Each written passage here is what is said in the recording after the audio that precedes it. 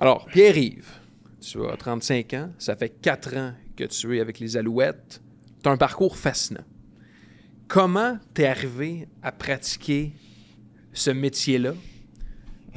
Puis à quel moment dans ta vie tu t'es dit que ça allait être ça, ta vie? Réponse à 2 volets. Ouais. Comment j'ai commencé à pratiquer ce métier-là? Ouais. J'avais à peu près 12 ans, dans mon salon, sur un PlayStation. La 2? La 1? C'était PlayStation 2 Okay. avec NHL 2014, Très Joe bien. Sakic sur Très le bien. cover. Oui, tout à fait. Oh, ouais.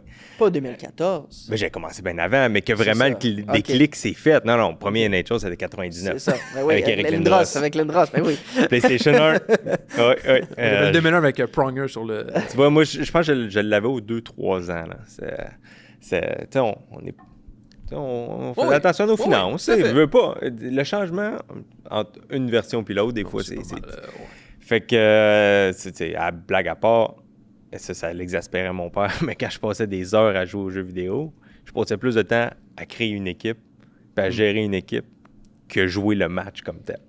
Fait que, tu sais, ça vaut ce que ça vaut, mais tu sais, ça reste dans ta tête. Puis là, tu développes une pensée critique. Puis là, hop, tu suis... J'ai un grand fan de hockey en commençant. Fait que je suivais beaucoup le hockey. Puis là, je voyais comment ça se passait.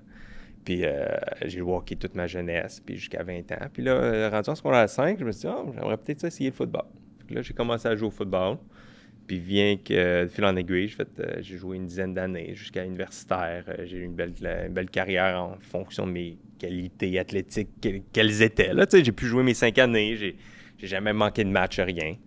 Puis après ma 5e année, j'étais sorti de l'université avec une éducation. Puis j'avais ma maîtrise. Puis malheureusement, mon agent n'était pas super bon. Fait que j'ai pas eu de... T'es mauvais, là. T'es mauvais. Non, mais OK. j'ai donné les pires cartes au monde, là. J'ai manqué pas de matchs dans la saison. Hors saison, j'étais toujours blessé. J'avais toujours quelque chose. Ah ouais? Ouais, je poussais mon corps à la limite. Tu jouais à quelle position? Linebacker. OK. Je jouais secondaire. Fait que je poussais mon corps à la limite. Puis c'est pas parce que j'étais un joueur extrêmement physique ou c'est juste morphologiquement. Mes ischio-jambiers, t'en fais pas. Puis, tu sais, des fois, les choses sont la vie fait bien les choses. Tu sais, je me rappelle, on a commencé à travailler ensemble, il sortait... Tu venais d'arriver au Carabin? C'était après ma 4e année, fait que c'est avant mon repêchage. Fait que c'était le début. Puis t'avais joué un an avec les Carabins ou t'avais joué au GG? Oui, j'ai joué à l'Université d'Ottawa 3 ans. Ouais. Pour faire mon bac, j'ai transféré à l'Université de Montréal faire ma maîtrise. Puis après un an, qui tombait ma 4e année d'éligibilité, là, tu étais éligible pour le repêchage à la Ligue canadienne. Puis c'est là qu'à ce moment-là, j'avais contacté tous les agents dans le répertoire de l'association des joueurs, puis il y en a un qui m'a répondu. Ouais. Le seul qui a gardé ses courriels. C'est ça, exact. C'est le seul qui regardait ses indésirables. Voilà. Parce que... Ouais, c'était même mon courriel était comme ne réponds pas. Fait que, en tout cas, je travaille avec Sacha, puis finalement, j'ai pas eu de chance dans les Canadiennes. Je m'étais blessé avant mes tests d'évaluation. Fait que je suis retourné jouer ma 5e année. Puis c'est pas parce qu'il n'a pas essayé. Là. J'ai eu 2 entraînements privés avec Calgary. Mais je me suis blessé même pendant 1-2. Là. Fait que mon corps était juste rendu à la limite. Fait que j'ai commencé, après ma maîtrise, je venais de finir le football. Je savais pas trop quoi faire nécessairement. Tu sais, t'as une bonne éducation, mais là, tu rentres dans le monde des adultes. Puis je commençais à donner un coup de main à Danny Machocha au Carabin, qui avait été mon coach. Fait que j'ai aidé avec les unités spéciales. Puis, entre-temps aussi, ce que je faisais, j'avais toujours un amour pour ça, comme je dis, le dépistage. Fait que pendant que l'équipe jouait à l'extérieur, moi, j'allais dans les cégeps. Fait que je me promenais sur les cégeps, j'allais voir les matchs. Puis, de mon propre chef, j'écrivais des petits rapports d'évaluation que je donnais à Danny sur des joueurs qui pourraient être potentiellement intéressants pour les Carabins. Donc, je me souviens, un des premiers joueurs que j'avais évalué, qui était un client de Sacha aussi, que Brian Aralimnana. Ah, ben oui. Que j'avais vu au cégep de Vanier. À ce moment-là. Puis j'ai fait ça pendant 1 an de temps. Puis après ça, il y a eu une ouverture au Rouge et Noir d'Ottawa.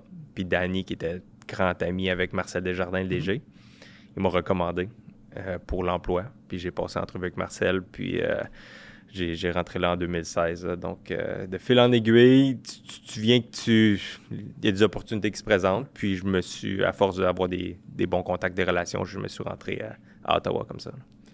Comment on devient un bon dépisteur? Puis je préciserais dans les Canadiennes, j'aimerais ça préciser parce qu'il y a un art là-dedans qui est particulier. C'est le volume. Tu sais, au début, oui, tu sais qu'est-ce que tu regardes un peu. Moi, je trouve que d'avoir joué U-Sports, ça m'a beaucoup aidé.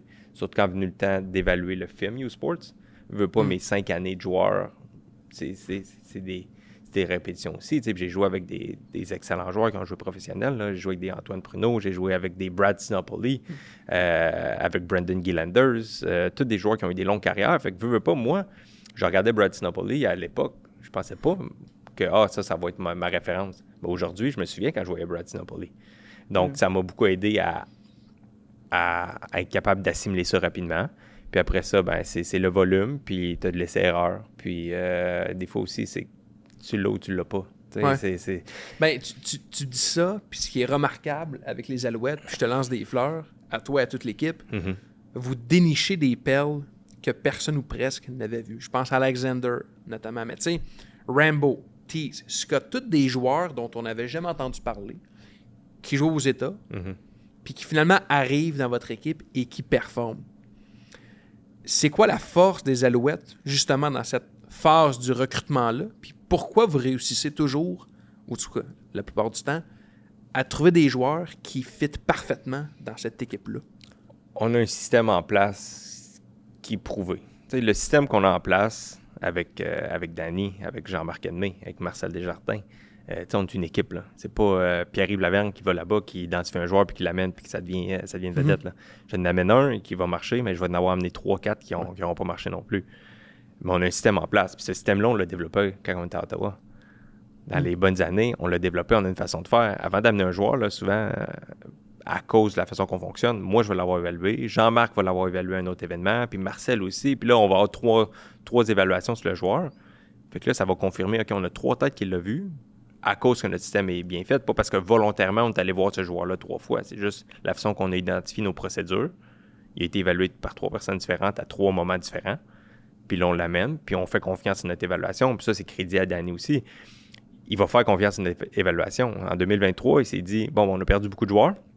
On a des bonnes évaluations sur ces receveurs de passes-là. Tu sais, ça a été une bonne année pour nous autres, une bonne cuvée avec les max need. Ben, on va s'assurer que financièrement, on leur présente une offre assez intéressante pour eux qui viennent. Tu sais, ces joueurs-là qu'on a amenés, ils n'étaient pas payés au salaire habituel d'un joueur recru parce qu'ils faisaient confiance à l'évaluation qu'on avait. Puis on s'est dit, bon, s'il est exactement ce qu'on pense qu'il peut être, il vaut la peine d'investir financièrement dans ce joueur-là. Puis techniquement, il va nous coûter moins cher qu'un joueur qu'on va aller chercher sur les agents libres, de toute façon. Donc, il y a le composant on a une bonne structure, un bon système qui est en place, puis on a un dirigeant qui fait confiance à ce système-là. Donc, je pense que c'est ça qui explique le fait qu'il y a autant de bons jeunes joueurs qui ont émergé. Là. Quand tu regardes les années des Alouettes dans l'époque de Calvillo Pringle, je me rappelle comme partisan, tu dis les receveurs sont bons, les demi-défensifs sont bons. Jim Pop à l'époque ne les re-signait pas. T'sais. Puis tout d'un coup, ben là, on sera pas bon. Puis tout d'un coup, l'année d'après, des nouveaux arrivent, puis qui sont capables de se développer. Puis je trouve que, en ce moment, ma perspective de comment je vois comment les Alouettes travaillent, c'est pas exactement autant extrême que ça. T'sais. Il y a quand même une bonne rétention de.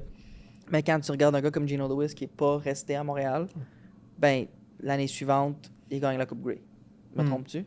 C'est ça. C'est dans la même année. On l'a perdu aux agents libres février 2023. C'est à l'hiver, puis novembre, vous l'avez gagné, la Coupe Grey. Fait que je pense que d'avoir toujours des plans de contingence, puis dans les négociations, autant pour les agents que pour les équipes, d'avoir des plans de contingence, des alternatives, font en sorte que tu as des meilleurs négos, mais tu as aussi des meilleurs résultats parce que tu te sens jamais comme obligé de signer quelqu'un. Moi, ça m'est déjà arrivé avec des équipes que je sens que l'équipe a besoin de ce joueur-là. Ben, t'as du fun, là. Ouais. Puis au même titre que quand le joueur n'a pas d'option, ben, l'équipe aussi peut aussi avoir des opportunités là, de le faire. Tu sais, dans un repêchage, il y a des choix qui sont plus évidents que d'autres. Je pense à Quentin Arcou, notamment, qui était un super bon prospect que vous avez repêché puis finalement qui fait le boulot. T'sais. Est-ce qu'il y en a dans les 4 dernières années ou dans les 5 dernières années, qui étaient plus des long shots, puis que tu t'es battu pour avoir ou pour mettre de l'avant, puis que finalement ça payait? As-tu des exemples? Oui, il y a un joueur que j'affectionnais particulièrement. Il peut avec nous, malheureusement. Il a pris sa retraite à cause de blessures. Mais ça a été mon premier repêchage. Zach Lindley, qui était notre choix de 8e ronde en 2022. Lui, c'est un joueur il y avait quelque chose qui me parlait. Il y avait quelque chose qui me parlait avec ce gars-là. Et tu sais, des fois, ton petit gut feeling, puis ça donnait qu'il a tombé au repêchage, puis rendu en 8e ronde, Danny m'a fait confiance. Il est arrivé au camp, les coachs l'ont adoré, joueur excessivement intelligent. Tu sais, un overachiever, là. Que, tu sais, il avait les qualités athlétiques qu'il avait, mais son cerveau le mettait dans une position d'avoir du succès. parce qu'il était capable d'anticiper. Puis après ça, il a été une bête des unités spéciales pour nous autres pendant ces 2 années avec nous. Puis après ça, il y a eu des blessures, il a dû prendre sa retraite, mais je pense qu'il y avait une moyenne de 1 plaqué d'unité spéciale par match. Comme choix de 8e ronde, là, à part Kerfala exhumé.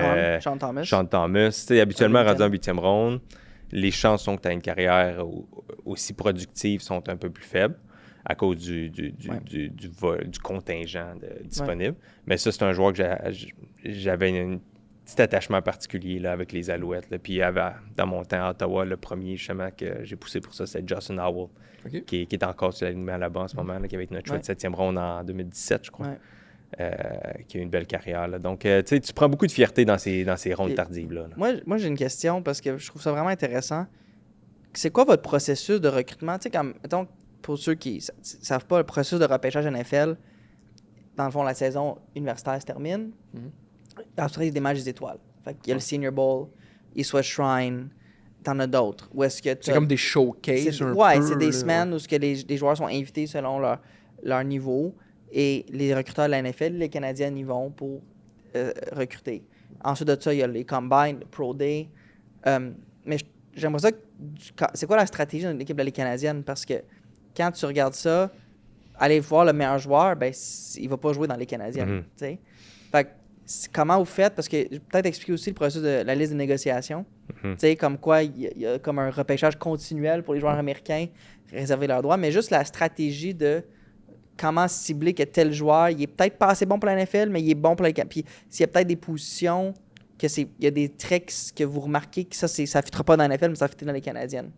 Laquelle de ces questions-là, si je réponds? Je vais te dire, on va commencer par la première, la stratégie de recrutement. OK, stratégie de recrutement. Dans le fond, la réalité dans les Canadiennes versus la NFL. La NFL, tu es des spécialistes. Tu as du spécialiste du dépistage universitaire, spécialiste du dépistage professionnel.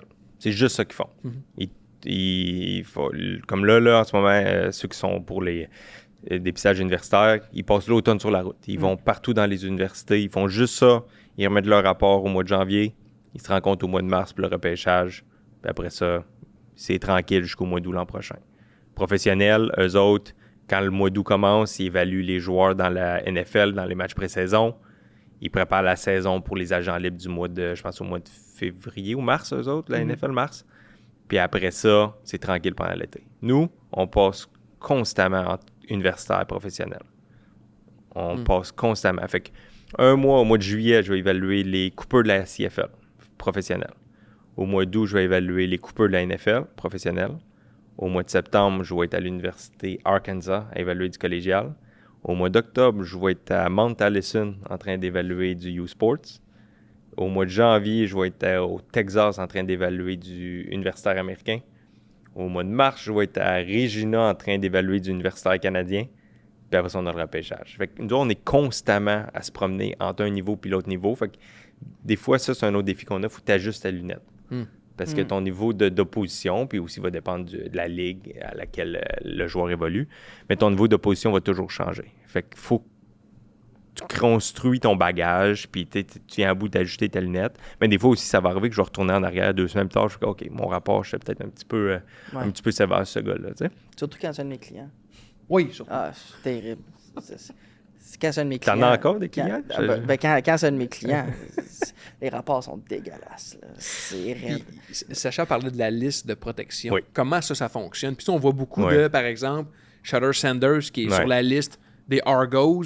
Ça a l'air abstrait. Est-ce que ça l'est vraiment dans l'absolu? Ben, cette liste-là, écoute, c'est pas coulé dans le ciment. À chaque jour, tu as 45 noms de joueurs américain que tu peux protéger. Il y a des technicalités. Tu peux protéger un joueur canadien non repêché aussi, mais pour la grande histoire, c'est des joueurs américains, principalement.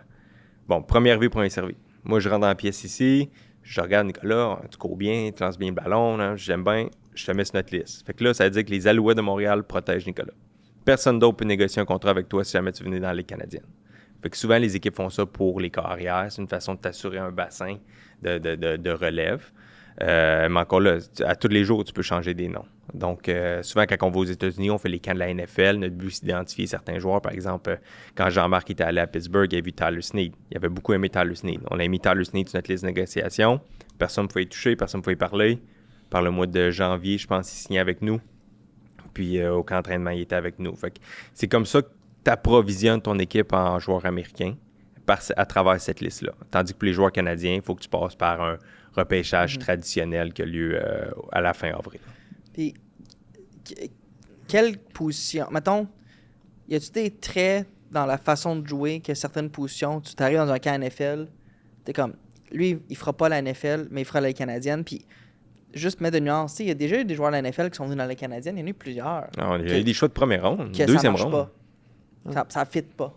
Non. Puis, je voulais juste peut-être que tu nous expliques, c'est quoi, tu sais, on connaît les différences entre les deux, pour moi, c'est deux sports presque. Là. Ben oui, tout à fait. Mais au-delà de ça, c'est pas parce que tu es un choix de première ronde, comme tu dis NFL, que tu vas être dominé dans les Canadiennes.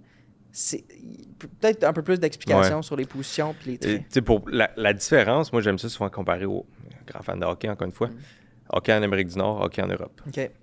C'est du hockey, mais c'est pas la même game. Non. T'as pas la même surface de jeu. Fait qu'en partant, ça te prend des habiletés différentes. Un bon patineur en Europe va peut-être avoir de la difficulté ici, mais un mauvais patineur en Europe ne sera pas capable de s'établir. Dans la Ligue canadienne, il faut que tu sois rapide.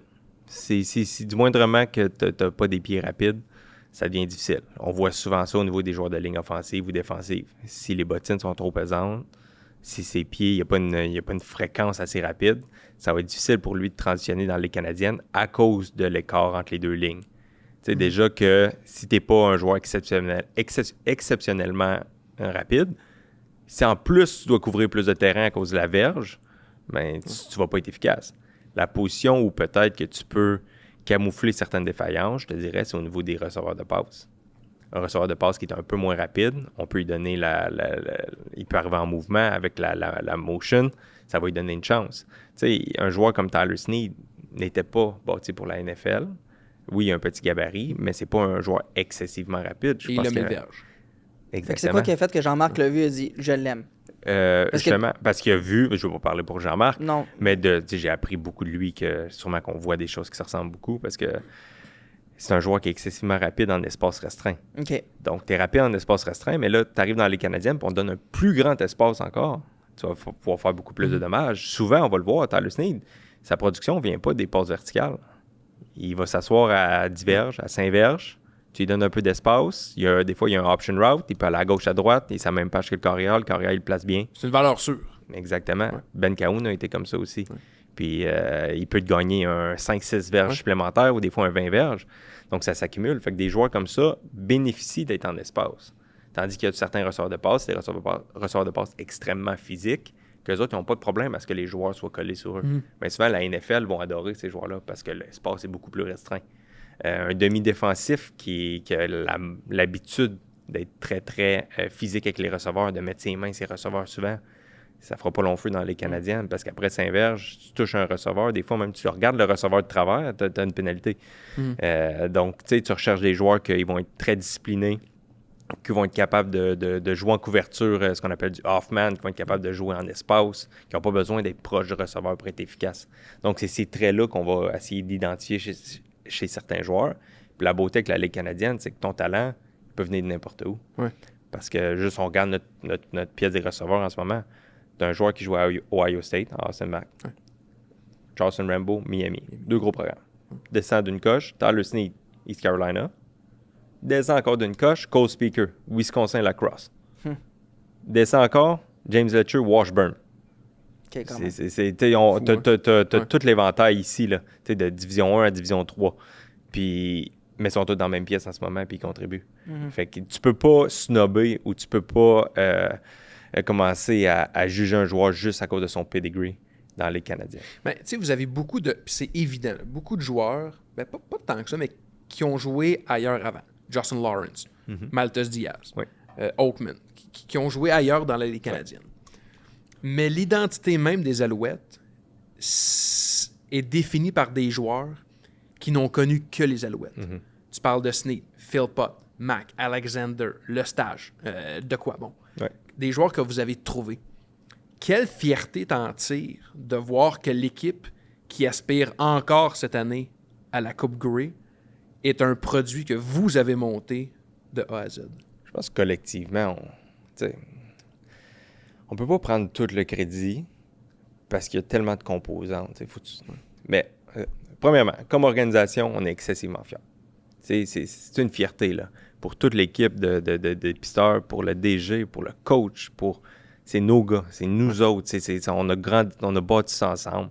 Ça, c'est l'ultime récompense quand tu es dans le dépistage. Mais après ça, pour que tous ces joueurs-là aient du succès, crédit aux joueurs. Parce qu'ils ont. C'est pas tout le monde qui embrasse l'idée de faire carrière dans les Canadiennes, surtout les Américains. Là. Il n'y a aucun Américain qui a grandi en rêvant de jouer dans les Canadiennes. Ça, je te le garantis. Surtout des programmes comme Rambo, je voyais dans la NFL. Mais oui, Mac Rambo aussi, a joué avec Jalen Hurts à Oklahoma fou, hein? avant d'aller à Miami. Ouais. Ça explique pourquoi il est allé 2 fois aux Eagles. Ouais. Mac avec Fields aussi, je pense. avec Oui, Fields. exactement. Fait que ces gars-là, ils ont vécu autre chose, mais là, ils ont été capables d'accepter que leur réalité était ici. Fait qu'un crédit aux joueurs d'avoir accepté c'est quoi leur carrière professionnelle en ce moment. Crédit à Jason, l'environnement qu'il a construit. Et il sait tirer le maximum de ces joueurs-là. T'sais, un peu comme Martin Saint-Louis avec le Canadien, tout le monde dit qu'il fait une bonne job, mais c'est qu'il est capable de connecter avec ces joueurs-là puis de tirer le maximum. Puis en ce moment, on a juste un bon melting pot de tout ça, puis tout le monde en bénéficie. Nous, on reçoit des fleurs en ce moment pour les joueurs qu'on a trouvés. Les coachs doivent recevoir des fleurs pour les joueurs qui ont développé. Puis les joueurs doivent recevoir des fleurs pour le temps qu'ils ont investi. Fait que je pense en ce moment, c'est juste une synergie organisationnelle qui fait que tout le monde en bénéficie. Puis j'ajouterais, tu sais, moi, dans mon expérience avec des athlètes, comme il n'y a pas si longtemps, là, mais il y a peut-être quoi, dans le temps que PY était aux Red Blacks, tu sais, il y avait un exode d'un peu des joueurs, surtout locaux des Alouettes, qui voulaient aller jouer au Rouge et Noir. Puis je pense qu'il y a beaucoup de culture. Tu sais, quand des joueurs jouent pour des équipes, même si c'est des équipes, tu sais, moi, j'ai des joueurs qui jouent dans différentes équipes, mais ça devient un peu ta maison de football, tu sais. T'es bien, puis si la culture est bonne, tu veux rester, tu veux contribuer. Pense à un gars comme, tu sais, avec les Alouettes, Marc-Antoine Decoy, tu sais, qui est là, puis qui aime ça. Un temps comme Mathieu Betts à BC, comme, il aime ça, puis il aimerait ça gagner à BC, tu sais, c'est comme... Même des joueurs d'ailleurs, Sankey qui a re-signé pour rester ici. Puis ce que moi je remarque, c'est avec ce que les Alouettes ont réussi à faire, c'est cette bâtir de culture-là, que les joueurs, ils ont envie d'aller là, puis ils ont envie d'y rester. Puis ça vient de plusieurs facteurs, il y a sur le terrain, puis dans les meetings, le coaching staff, mais aussi la manière que l'organisation traite les joueurs dans les négociations contractuelles, puis la façon que c'est fait. Moi, je mets beaucoup, beaucoup de valeur là-dessus, parce que je trouve que c'est la manière, c'est la seule façon que le joueur peut savoir si l'organisation t'apprécie, c'est quand vient le temps de mettre en place des conditions de travail, comme dans n'importe quel emploi. Puis ça, je trouve que par rapport à ce que ça a déjà été aux Alouettes, c'est vraiment rendu amélioré. Fait que crédit à toute l'organisation, mais je pense à part de la culture avec Jason Moss, avec l'ambiance dans le vestiaire, les joueurs, ils ont envie de jouer là. Même si, en toute honnêteté, les installations des Alouettes pour l'entraînement, c'est pas les meilleures installations de la Ligue. Il y a des affaires qui peuvent améliorer, mais ils compensent avec autre chose qu'ils contrôlent. Puis moi, je trouve ça le fun qu'à Montréal, on a ça, parce que pendant plusieurs années, on l'avait perdu. Ouais. Fait que c'est cool, ça.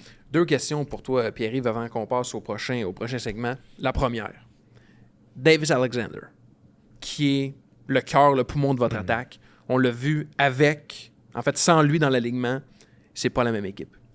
C'est quoi l'histoire derrière sa sélection? Comment vous l'avez trouvé? Comment ça s'est organisé? Comment ça s'est fait? Est-ce que vous avez prévu qu'il y a un impact aussi grand, aussi important? Moi, ma relation avec Davis, je peux pas donner toute l'histoire là-dessus, parce que quand je suis arrivé en janvier 2022, Davis est signé à ce moment-là. Okay. Donc, je sais pas comment il était identifié avant. Ça, mais je sais que c'est un joueur que... Ben, tu sais, Danny était là. Fait que, tu sais, le crédit revient à Danny parce que ça a été fait sous lui. C'est un joueur qui a été signé en sortant de l'université. Il a même pas passé... Il a signé avant même de faire son Pro Day. Il a pas fait de Pro Day aux États-Unis. Il s'est dit, moi, je m'en vais dans la Ligue canadienne parce que c'est mon opportunité. Moi, de ce que j'ai vu de Davis Alexander, je l'ai vu arriver comme carrière numéro 3, 4, peu importe comment tu le mets dans la hiérarchie, d'être patient, même si on voit le compétiteur que c'est, là. Il a compris qu'il y avait un processus à respecter. Puis là, aujourd'hui, il a pris l'apprentissage de... Tu sais, il a vu Vernon Adams, il a vu Trevor Harris. Tu sais, sa première année, c'est Adams puis Harris dans ton quarterback room, puis ton coach, c'est Anthony Calvillo. Tu sais, c'est... Des gars qui savent pitcher la balle. C'est ça. Ouais. Puis qui savent comment se comporter comme professionnel. Puis après ça, un an plus tard, on rentre Jason Moss dans le mix. Cody Fajardo, que... Il a passé à travers des bas dans sa carrière quand on l'a ramassé. Fait que veux pas, je pense que Davis a ramassé de l'information de là. Là, après ça, éventuellement, il y a eu la transition qui a été faite pour le bien de l'organisation, pour la santé de l'organisation sur le long terme. Puis, tu sais, c'est pas pour manquer de respect à Cody, parce que sans Cody, le succès qu'on a eu en 2023, ça passe par lui, puis on va toujours être reconnaissant pour ce qu'il a fait pour nous, là, tu sais. Puis même, on est excessivement content qu'il ait retrouvé une chaise de partant à Edmonton, puis c'est ça qu'on lui souhaitait. Puis après ça, ben tu vois, Davis, il a mis un peu le vestiaire à son image un peu, puis tu vois le feu aussi, c'est quelqu'un qui est plus expressif. Fait que, tu sais, moi, j'ai été témoin de son développement comme professionnel. Je sais pas ce qui s'est passé avant, mais c'est très rafraîchissant et encourageant de voir ça. Mais ça n'a pas fait du jour au lendemain. Puis quand on en parlait des carrières aux États-Unis dans le premier segment, que ça prend le quick fix tout le temps. Ouais.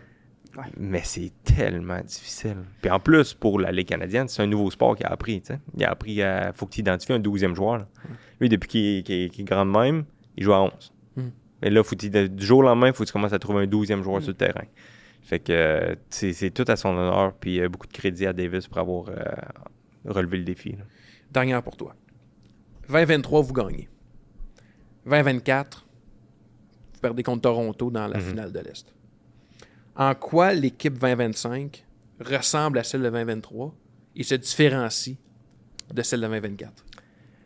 Ressemble dans le sens qu'il y a beaucoup de joueurs qui étaient là en 23, qui ont beaucoup appris de 23 et 24. Mais 23, je ne sais pas si vous vous souvenez, on a eu une séquence, un passage à vide, là, 4 défaites consécutives. Un peu comme cette année. 5 défaites consécutives. Puis la beauté, c'est que cette année, tout le monde était calme. Il n'y a pas eu de panique. Ça a commencé avec Danny, avec Jason, avec... Tu sais, tout le monde savait, OK, oui, c'est cyclique, là, une saison. Tu sais, t'as peaks and valleys. Tu sais, tu peux pas toujours être le pied dans le fond. Puis même, on l'a vu l'an passé, on avait une meilleure saison. Tu sais, rendu au mois de septembre, là, c'était pas mal dans la poche. Puis, tu sais, veux pas, la nature humaine fait que t'as tendance à lever le pied un peu. Mais on dirait que là, vu qu'on a vécu ça, les joueurs ont vécu 23, ils se sont dit, on préfère ce qu'on a fait en 23. Fait que, tu sais, on voit les bénéfices. Fait que je pense que ça fait partie de ta maturité comme organisation, d'avoir vécu ça, d'avoir passé à travers ça. Puis, comme je dis en début d'émission, on a un bon momentum en ce moment. Là, fait qu'en souhaitant que ça puisse continuer. Là. Je te pose la même question. Tu regardes aller, les Alouettes. Tu connais des joueurs dans l'organisation. Qu'est-ce qui ressemble à 2023? Puis qu'est-ce qui est différencié du chaos de l'an passé en fin de saison? Qu'ils finissent la saison de la même façon que 2023. C'est sur une bonne lancée. Il y a un peu d'adversité aussi, comme tu es un peu négligé-ish. Il y en a qui vont dire qu'Hamilton va avoir le... Ben là, c'est pas fait encore, on va voir, mais comme, si jamais c'est Hamilton-Montréal en finale de l'Est, ça va être partagé. Une équipe de l'Ouest va venir, c'est une bonne équipe. Il va avoir ce... Je trouve que l'année passée, il y avait peut-être un peu trop le « on va se rendre », puis... C'est comme plus de certitude, moins de challenge. Je trouve que cette équipe-là performe mieux dans l'adversité, puis... il y a des gars qui jouent du gros foot présentement, un cas comme De quoi, je suis pas biaisé pantoute quand je dis ça évidemment, mais puis surtout devant le directeur général adjoint, je place mes pions. Mais tout le monde a pris un Scott, c'est ça, puis Sankey, tout le monde contribue. D'avoir un petit hangover après une victoire, c'est pas anormal. Là, je pense que d'avoir faim d'en aller chercher un autre, ça va être moi je pense qu'ils sont en très bonne position. C'était vraiment le fun. Merci beaucoup. Mais juste avant, bah. le segment que tout le monde attend. Le segment que tout le monde nous dit, vous êtes les gars. Si tu veux te mouiller, t'es le bienvenu. Ça dépend. Tu peux battre Sacha, ce sera pas simple. T'en as 3 de bonnes. Physiquement? Ou, ben si c'est physiquement, on peut éteindre les caméras. Ben, puis, si mes Joseux veut ça, on le fait. 8e semaine d'activité dans la NFL et ça commence jeudi. Ouais. Vikings contre Chargers à LA. Si vous prenez toutes les prédictions de l'année, les Chargers iraient 17-0. Oui. OK? Ça peut pas continuer de même, Nick. Ça peut pas. Chargers. Je joue aussi avec les Chargers. Ça fait 3 semaines, je pense que je dis que ça suffit, là. À un moment donné, ils vont trouver la solution. Ils la trouvent jamais, mais contre Carson Wentz, c'est la bonne. C'est ça le match-up. Herbert-Wentz. Ouais. Herbert. Exact.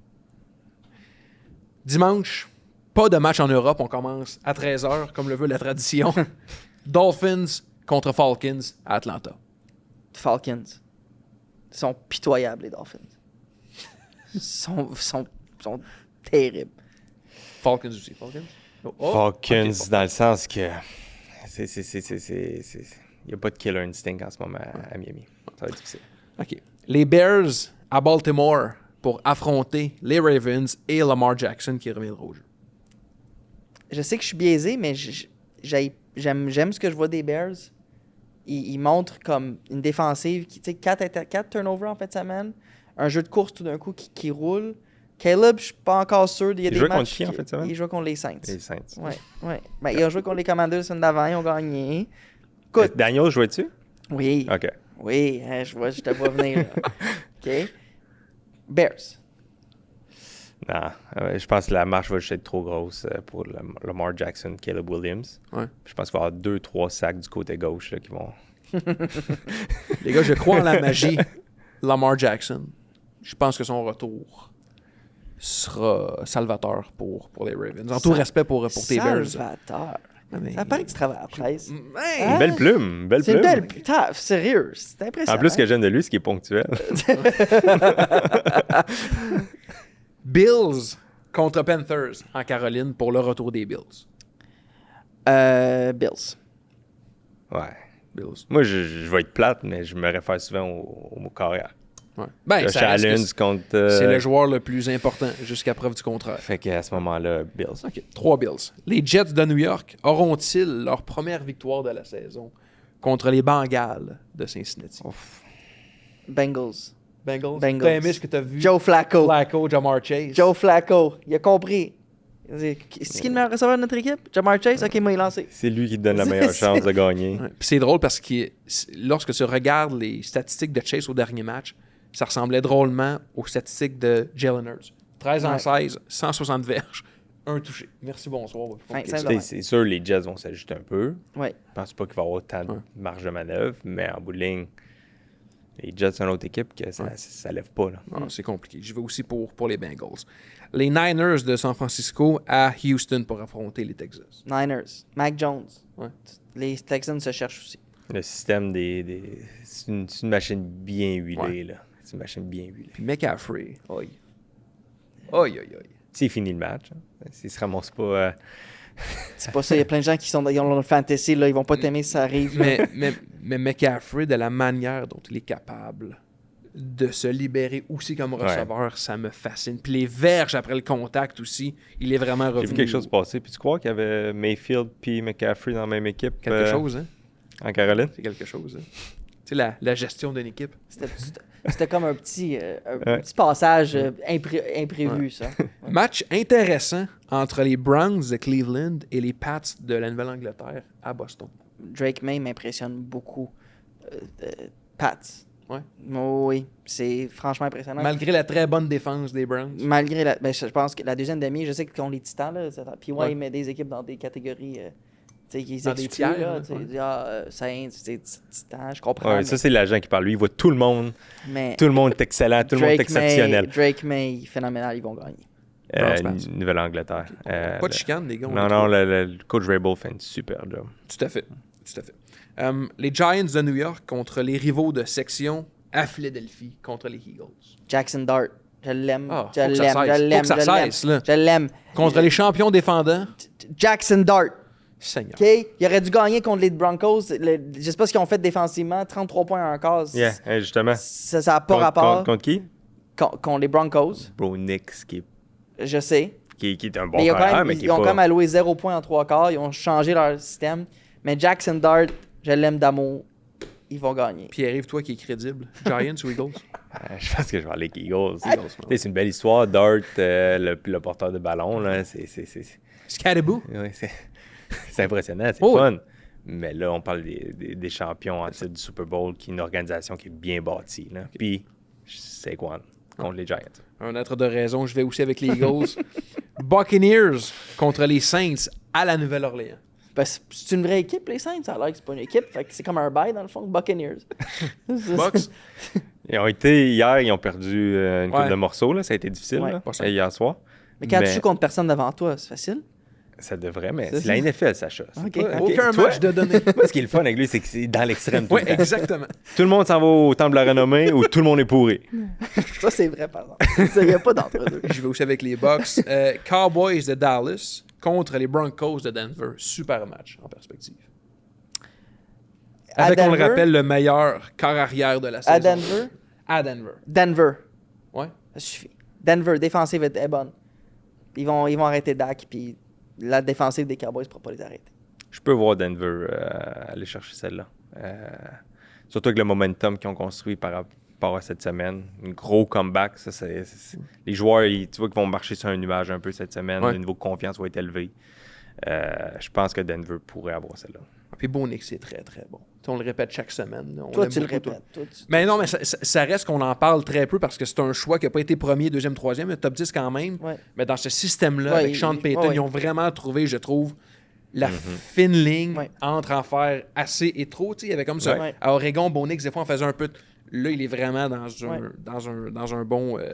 dans un bon système.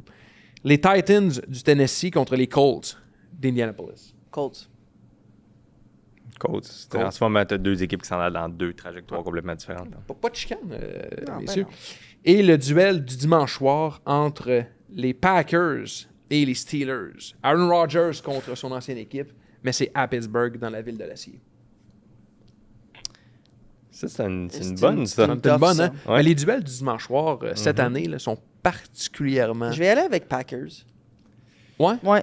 J'ai quand même dit qu'elle allait gagner le Super Bowl. Fait qu'il faudrait bien pas que je les choisisse de perdre. Le contre les réveil de Steelers. Parsons contre Watt. Ça va être tout un match. Mais Duel défensif style 23-21 ou ça va être un Non, 37-35? Non, je pense que ça va être offensif. Ah, quand même. ouais? Je pense que Rodgers va jouer bien. Je pense que Love va bien jouer. Moi, ce que j'aime avec tout ça, c'est que c'est appuyé sur gut feeling. C'est... Ben non, mais les Steelers ont montré cette année qu'ils pouvaient jouer des matchs offensifs quand même. Tu sais, puis j'ai comme. Normalement, tu penses qu'elles iraient être défensives, mais j'ai comme un gut feeling que offensivement, ça va jouer. Ton gut feeling, t'as-tu quoi? Moi, quand je. Tu sais, c'est quand même, ils ont mis 30 points la semaine passée, Ouais. mais c'était contre les Bengals. Hmm. Je pense que ça va être Green Bay qui vont étouffer ça un peu, puis Love va avoir une meilleure Ouais. performance que Rodgers. Je vais aussi avec les Packers. Lundi soir, les Commanders de Washington sont à Arrowhead pour affronter les Chiefs. Chiefs. Daniels est blessé en plus. Il se passe quoi avec les Commanders, Sacha? Je trouve que c'est un peu un genre de hangover, ça aussi. Tu sais, ils dépassent les attentes. Faut pas oublier que le calendrier est plus difficile pour eux cette année parce qu'ils ont fini tellement fort l'année passée. Fait que le calendrier, il est ajusté aussi pour ça. C'est pas facile à Washington. Commanders L'expérience des Chiefs va prendre le dessus. Là. Ils sont partis, là, les Je vais Chiefs. aussi avec les Chiefs. En bail cette semaine, Arizona, Détroit, Jacksonville. Mais voyons donc. Je sais pas ce que je vais faire. Rams, Vegas, Seattle. On se reparle au bout Tu vas de t'écouter le cette, football en fin de semaine? Probablement. Il y a de la bonne balle qui s'en vient. Merci beaucoup, Pierre-Yves. Ça a Merci été beaucoup de vraiment m'avoir chouette de te recevoir. Super intéressant. Belle suggestion. Sacha, merci à toi aussi. Ben non, merci PY d'être venu. J'étais bien content. Dans le premier invité, on Oui. va en avoir d'autres. Oui, S'il accepte. s'il accepte. Je sais pas. On va voir. J'espère juste que ça ne dépend pas de ton rendement aux prédictions parce que là, ça se peut qu'on soit cuit. Sinon, tu pourrais inviter les 9 autres fans des Chargers qui Oui, existent en tout à fait, Amérique. Oui. Et qui aimait le chandail, donc on réduit à 3. On a assez de place dans Gold le Rush. studio Gold pour- Rush. Ouais. Gold Rush. Merci à tout le monde. Merci. Vous pouvez nous suivre, aimer, commenter aussi sur nos plateformes. On est toujours très, très contents de voir que vous Toujours. participez à la Commentaires, discussion. on aime beaucoup les commentaires. Merci pour votre Ouais. appui. Et on se voit la semaine prochaine. Bon football.